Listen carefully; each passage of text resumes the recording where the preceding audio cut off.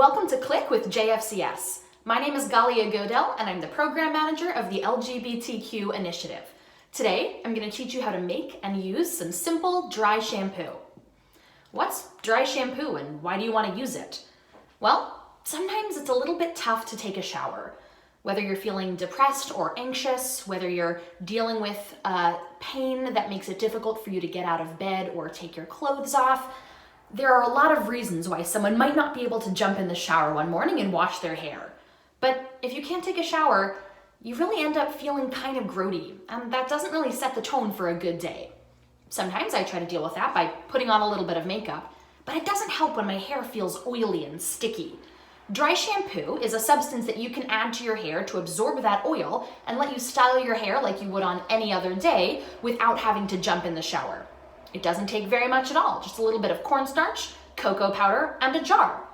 Let's get started. So I'm going to start by taking my jar and I'm going to put a few spoonfuls of cornstarch in. Give me just one sec. You don't need that much. A little bit of dry shampoo goes a long way. Next, I'm going to add just a little bit of cocoa powder. The reason I add cocoa powder is to darken the dry shampoo a little bit, because I've got a little bit darker hair, and it adds a nice smell. But you don't want to add too much because cocoa powder does have some natural oils, and we want to be taking oils away from our hair, not adding them in. So I'm adding about a half spoonful of cocoa powder to my jar. I'm going to put the lid on top of the jar and shake it up. There we go. And we have here a nice light brown color in our jar, which just comes from about 3 spoonfuls of cornstarch to about a half spoonful of cocoa powder. Now you get to use it. Now you can keep your dry shampoo in any kind of container. This is an old jar from my kitchen. Sometimes I've put it in an old medicine bottle. My personal dry shampoo, and I think this is the best method, is in an old spice bottle. And the reason that or spice jar, and the reason that's so great is it has these holes on top, which make it a lot easier to shake out and apply the dry shampoo. So I'm gonna put it in my hair right now. You can watch me putting the dry shampoo in my hair and figure out how to do it yourself. So I pinned my hair up this morning, because again, the mornings when I don't wash my hair, it doesn't feel very nice. So I'm gonna take my hair down and shake it out a little bit. And all you have to do is take a little bit of your dry shampoo and shake it out on your palm and rub your hands together a little bit.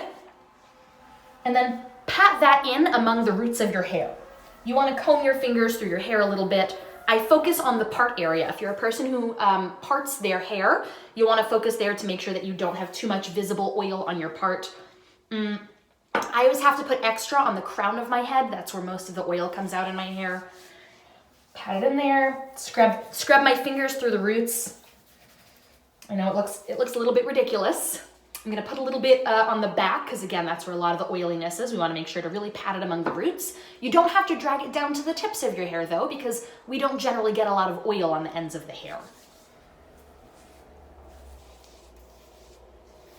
All right, now you're just going to take like 10 seconds to sort of scrub your fingers through your hair, feel if there's anywhere that's oily standing out. Yeah, like I said, this is always the spot where I need a little bit of extra. And I know I've got this sort of white film all over my hair, but don't worry, it won't stay.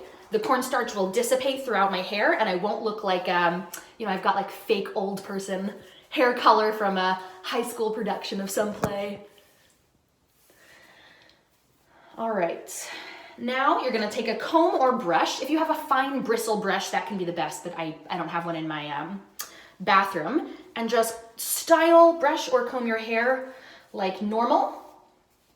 And then to really get rid of that white powder sitting on top of your hair, you're gonna wanna comb it really thoroughly on each side just for a little while. And it is gonna make it a little bit staticky, but that also tells you that you've gotten rid of a lot of the oil. If your hair is fluffy enough to get staticky, you're doing pretty good on the oil front.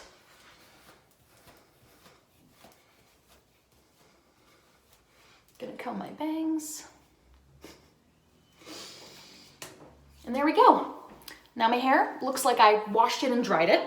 It's not a permanent solution. You'll still want to wash your hair the next time that you have the energy or the time to jump in the shower. But this will last me for, another day or two before it starts clumping up at my roots. And I can go about my day and feel pretty good about myself. So give it a try. You can try adding powders of different scents. Someone that I know adds ginger powder to their dry shampoo. If you have blonde hair, you might not need to add the cocoa powder at all. If you have really dark hair, there are suggestions that you can add more cocoa powder. But again, it's got more oil in it, so it's not going to last quite as many days as just using a heavier cornstarch dry shampoo would do. So I hope this helps. Take care of yourselves, smell like cocoa powder, and have a great day. Thanks.